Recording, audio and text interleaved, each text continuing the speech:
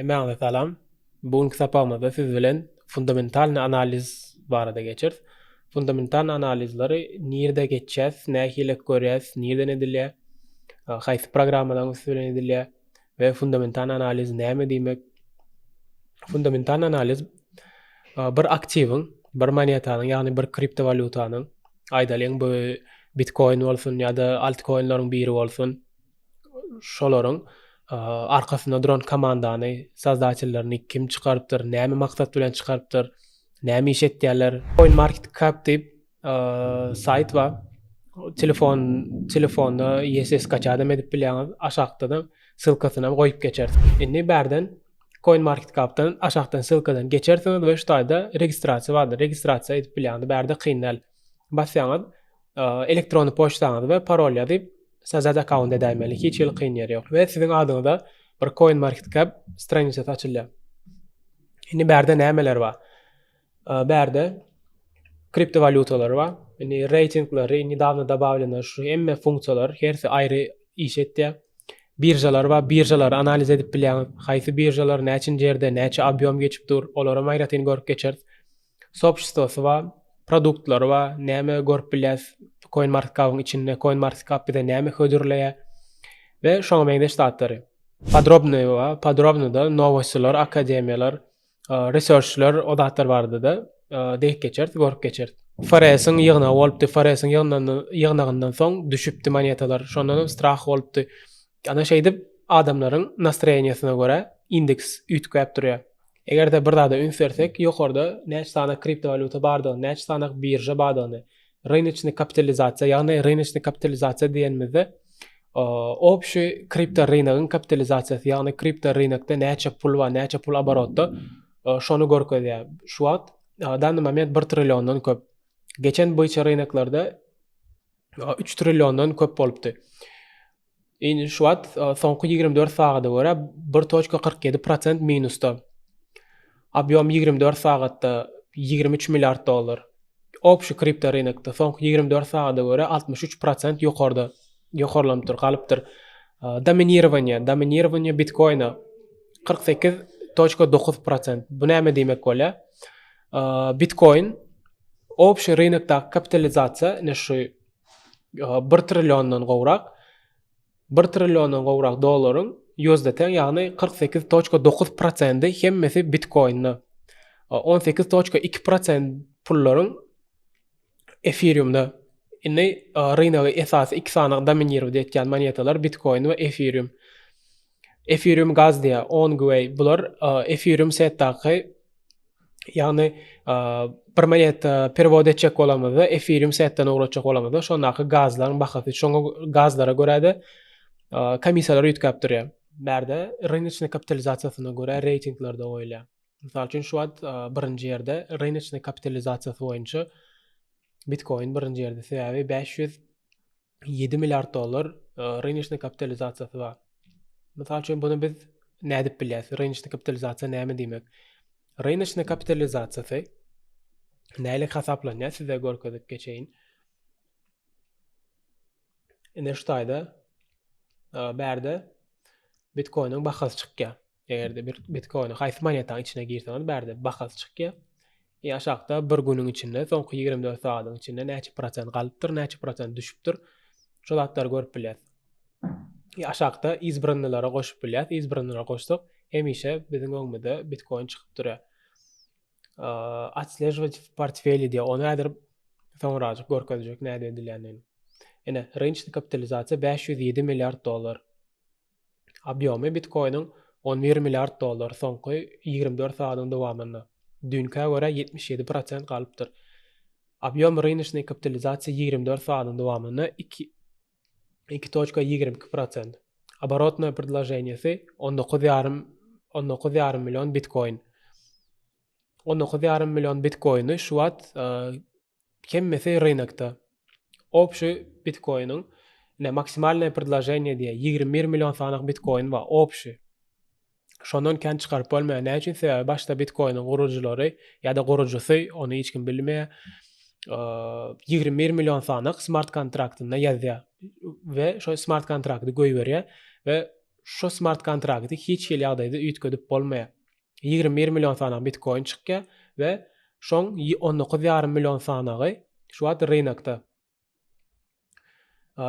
oborotda. Oňam где-то 3,5-4 milyona ýakyn Bitcoin'i неизвестный кошелёкlarda ýiten ýa-da kошелёklarda goýulyp parollaryny ýatdan çykaran şon ýalyk ýagdaýlar bolup Bitcoin ýitirenler hem bar.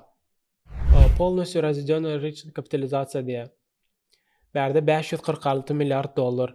Yani şu egerde hiç любой bir dadını düşünmeyen olsanız diňe Bitcoin'e başga monetalarda analiz eden ýagdaýyňyzda bir dadını düşünmeyen olsanız garajanna iki harpada şoňa bassaňyz şu taýda şoň näme aňlatýanyny aýtýar. Şeýdip okap hem bilýäňiz. Eýne rыночная kapitalizatsiýa näle hasaplanýar? Şu wagtky bahasy $26,000. $26,000. Şonu оборотdaky предложение, ene şu taýda оборотное предложение diýär, 19,5 milyon frank diýdik. Şoňa köpeltýäs. Şoňa köpeldemizde bize rыночная kapitalizatsiýa çykýar. Şeýdibem monetalaryň reytinglary ýokary ýa-da aşağı düşüp durýar. Monetalar rыночная kapitalizatsiýasy näçe köp bolsa, şonça da reytingde ýokarda, şonça da näle diýen biraz güýçli bolýar. Muňa aşağılarına ofitsialny sylka bardyr. Любой bir monetany analiz edeňizde öz saýtyna girjek bolsaňyz, aşağı geçýän ofitsialny sylky web saýty bar.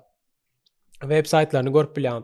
White paper bar. White paper näme diýmek? White paper'a giren ýagdaýyňyzda şu taýda size Bitcoin barada hemme maglumatlary aýtýarlar. White paper'na giren wagtyňyz şu taýda size haýsy moneta tapady ýok hemmesinde de bar. Şol moneta barada, şol aktiv barada size hemme informasiýany, hemme maglumatlary berýär. Käbirini ingilisçe ýazyk bolýar, käbirini orusça ýazyk bolýar. Egerde ingilisçe düşünmeýäňiz bar bolsa, gönü saýtdan hem terjime edip okap bilýäňiz. Bize esasy gyzyklylary ine şol ikisi. Sosial seti diýär, ine mysal üçin Reddit'de bar. Käbirine Twitter bolup bilýär, käbirine Discord. Sosial setlerine de mysal üçin aýdaly Twitter'da inköp ýa-da Discord'da haýsyny aktivnostlary uly bolsa, haýsyny aýdalyň özüňiz bilýän Twitter'da tam like'lar bar, prosmotrlar bar. Ana şolar näçe köp bolsa, näçe podpisçikler köp bolsa, ana şonça da şol proýekt adamlara gyzykly bolýar, şonça da şo proýekde interes döreýär. Ana şeýdip hem proýekt barada kiçiräjigen bolsa bir informasiýa çöpläp bilýäňiz. Birazajyk aşağıda konverter Bitcoin USD diýär. Ene bir Bitcoin'imiz $26,034. Biz şu tak ýazsak, mysal üçin aýdaly $500 Bitcoin näçe sana kolичествосy bolýar? Ene şunça kolичество 0.019 Bitcoin bolýar. Şu taýda kalkulatory bar. Ценовой показатели bar. Ценовой показатели näme diýmek? 24 sagatda minimalny bahasy, maksimalny bahasy we şu wagt bahasyny. Исторический максимум aýtýar Bitcoin historiýada iň maksimalny bahasy 68.789-a baran. Geçen boýçy sezonu iň maksimalny baran bahasy. Ine aşağıda ýazýar 2 years ago diýip. 2 ýyl mundan. Исторический minimum $65. $65 bu CoinMarketCap'da informasiýalara görä çykýan $65. Atak grafiklarda, zatlarda seretsek näçe centlerden, 10 centlerden, $1 bolanyny hem görüp bilýäs. Ne popularnostiýa izbrannym, ýa-ni ýokarda görüp geçdik. Ne şu taýda izbranna saýlap bilýän diýdi. Izbranna saýlanlara почти 4 milyondan köp adamyň izbrannysyndadyr. Значит, şol 4 milyondan köp adama gyzykly Bitcoin. Ene rynky Bitcoin ýa ki haýsy rynaklarda, haýsy birjalarda targywat edilýänini görüp bilýäs bärde. Ene birinji ýerde Bitcoin USDT'ye garşy. Ne bärde obýomlaryny soň 24 sagatla näçe prosent galypdyr, näçe prosent düşüpdir, olatlaryny obýomlar näçe prosent galypdyr, näçe düşüpdir, olary görüp bilýäs. Ana ikinji ýerde Bitcoin FG/USD garşy. Buňa mene hemme zatlary şu taýda Bitcoin haýsy birjalarda satylýan bolsa, şo hemmesini görüp bilýäs. Şu taýdan ikinji, üçüncü geçirip hemme ýerde görüp bilýäs. Onsoň rynky Bitcoin'ne. Все. Berde hemme birjalar görkezýär. Birjalar iki sanak bolýar. Biri CEX, birem DEX. CEX birjalar näme? CEX birjalar centralizowany birjalar. Binance ýalyk, Bybit ýalyk, OKX ýalyk centralizowany birjalar. Näme üçin olar CEX birja? Sebäbi olaryň centri bar, sebäbi olaryň upravляющийлary bar, sebäbi olaryň komandalary bar. Biz olarda şol birjalarda trade etjek bolsak, biz oňa dokumentlarymyzy uratmaly, biz oňa KYC geçmeli, biz özümiziň hakyky lichnestigimizi patwierdzat etmeli. DEX birjalary bolsa, ýene şeýle çykýar Torchain, Break Network, Whitex, ýene şular DEX birjalar. Bular decentralizowany birjalar. Bu birjalarda hiç hili registrasiýa geçmek gerekkä, KYC geçmek gerekkä. Berde näme gerek? Berde bize esasy kaşelok gerek. Ýani MetaMask diýdiğimiz ýa-da Trust Wallet diýen kaşeloklarymyz gerek we kaşeloklarymyza pul atyp çerez kaşelok DEX birjalarda trade edip bilýäs. Nefse. Iberde de Bitcoin'in grafigi bar. Misal üçin switchni analizde görüp bilýäs ýa-da liniýada görüp bilýäs, haýsy udobny bolsa, tam günlük bar, soňky bir hepdenki bar, aýlyk bar, ýyllyk bar ýa-da hemmesini görüp bilýäs. Näşde log bardyr. Logum logarifmiski dady görkezýär, grafik görkezýär bize. Ine şu historiýadan ine iň kiçi bahasy 0.06 centdan başlap şu wagt $26,000 çenli gelipdir. Historiýada ine aşagda çistolaryny görkezýär, haçan näçe baha barypdyr. Ne berde de edilýän ine rynoklar görkezýär. Berde novostiler görkezýär Bitcoin barada soňky wagtlarda näkilik novostiler çykypdyr. Ine şu saytlara girip, meselen ofitsialny saytlar, şu taýdan girip, şu taýdan Bitcoin baradaky novostilary okap bilýäňiz. Ine aşagynda Bitcoin diýär. Bitcoin barada şu taýda hemme informasiýalary aýtýar. Şu takoy Bitcoin? Bitcoin näme zat? Bitcoin näkilik işleýär? Ine şu taýda informasiýa bar. Как работает майнинг биткоин? Майнинг bolanda ýa-ni bitcoin'i gazýalar. Nälik gazýalar?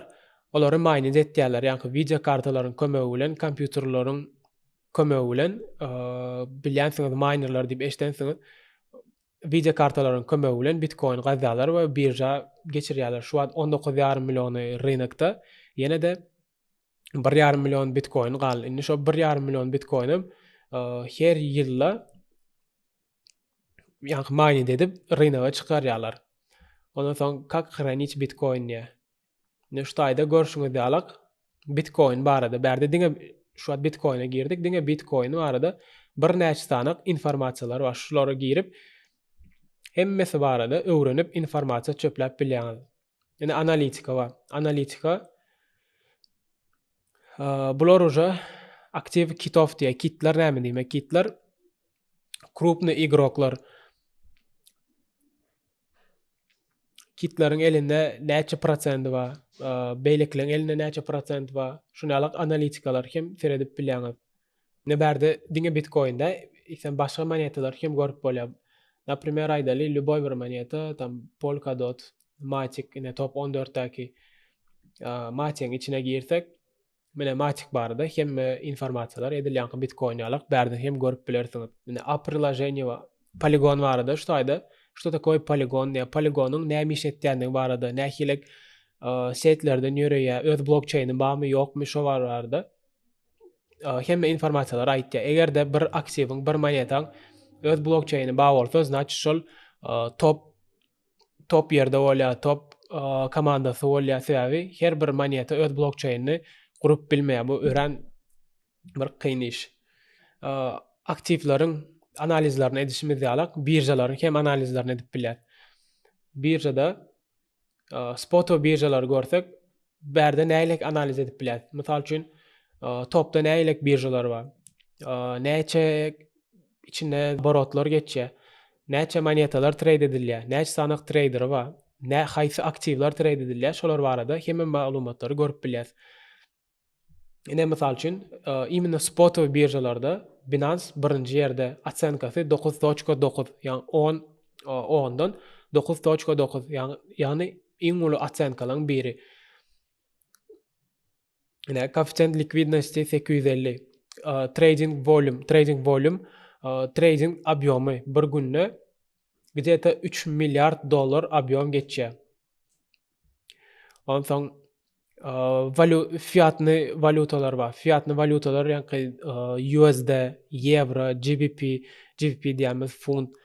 Olar hem trade edilýär. İkinci yerde Coinbase. Bular hem edilýän ýaly içine girip her birja barada informasiýa çöplep bilýän. Объем торгов 24 saatyň dowamında. Всего активов diýär. Всего näçe pulu bar. Binance barada kıskaca maglumat. Что такое Binance? Кто создал Binance? Когда была запущена Binance? Şo barada şoýdan okap bilýäňiz. Edilýän kılar ýalak bärde ofitsialny ссылкалар bar. Twitter'y, öz ссылкasy, komissionlary şoýdan görüp bilýäňiz.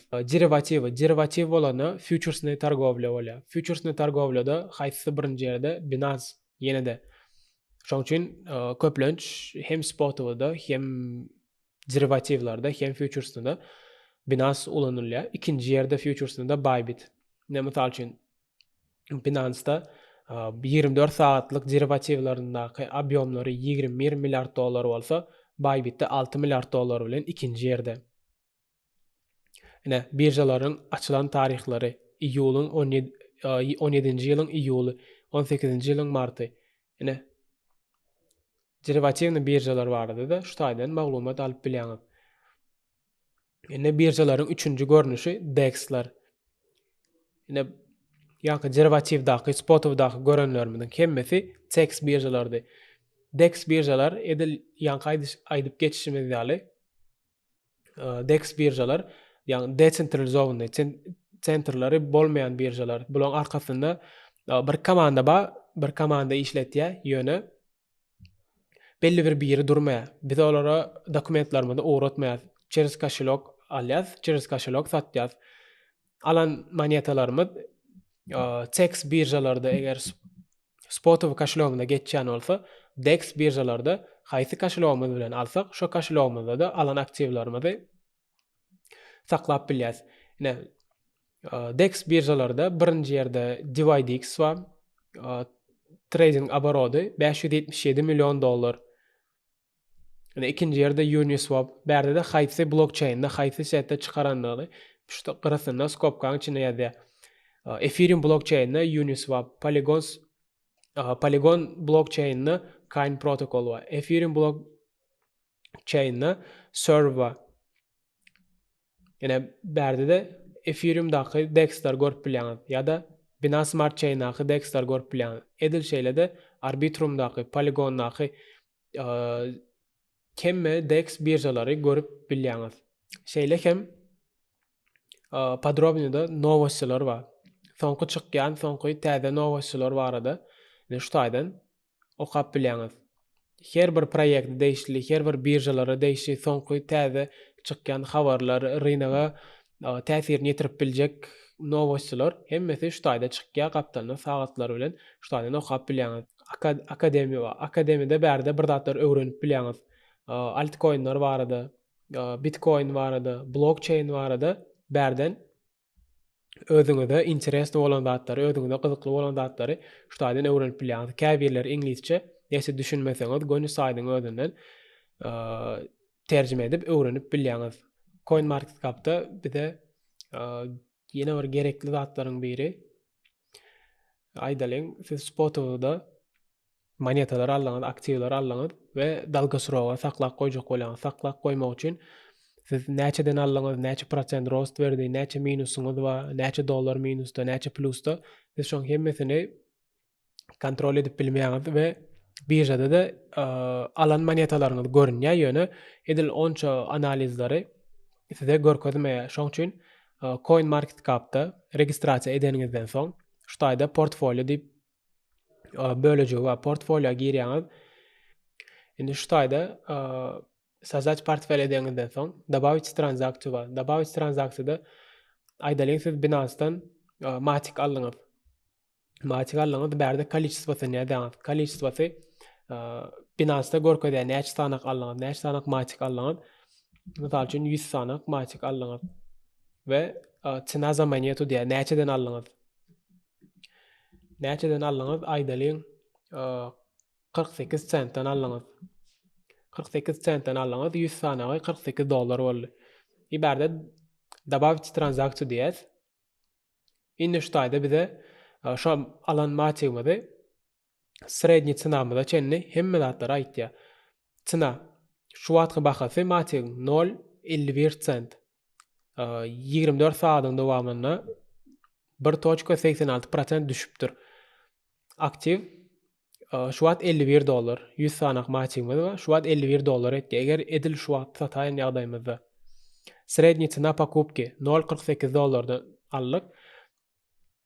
Pribul ubytyk diýeni 6%. Biz alanmyzdan bäri 6% beripdir bize maçyk we plus $3 biziň profitimiz bar. Indi şu taýda ne best performer, worst performer ne şu taýda hemme zatlary görüp bilýäs. Aýdalyň ýene bir transaksiýa goşjak bolýar. Aýdalyň indi ada allyňyz, ada kolичествосы bundan 100 sanak allyňyz. И там средний ценасы. Средний ценасы 15 cent.